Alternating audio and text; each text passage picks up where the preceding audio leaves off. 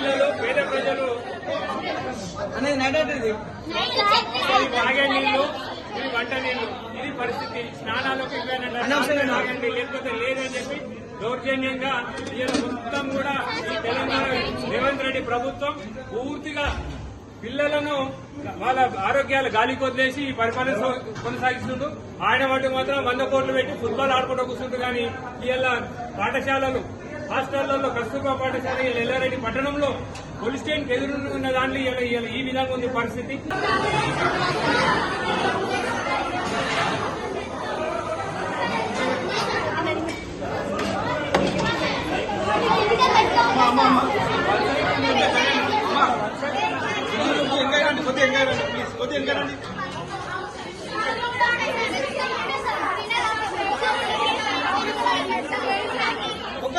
మొక్కలు మాట్లాడాలి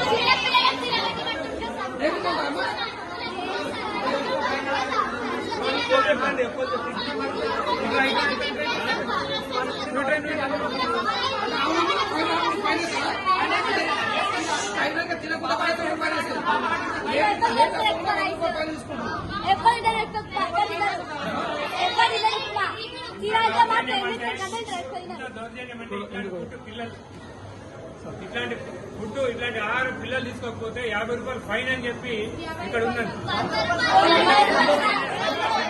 తింటారా తినాలి, లేకపోతే తినకపోతే మీకు 100 రూపాయలు ఫైన్ అని చెప్పండి. సిగ్గు చేయటం చేస్తారు. ప్రభుత్వం ఉన్నదా? ఈ ముఖ్యమంత్రి సిగ్గుండాలి. ఆయన విద్యాశాఖ మంత్రి కదా, ఏం చేస్తున్నాడో మేము నిలదీస్తా ఉన్నాం, అడుగుతా ఉన్నాం. ఏం చేస్తా ఉన్నాడు? ఇప్పటికైనా సిగ్గు తెచ్చుకొని యాత్రలు పరిశీలించాలి. కలెక్టర్ గారు మీరు ఇమీడియట్ గా స్పందించకపోతే రేపు మీ కలెక్టర్ ముట్టడి కూడా చేస్తామని చెప్పి హెచ్చరిస్తున్నది. పిల్లలకు సంబంధించి ఎంతమంది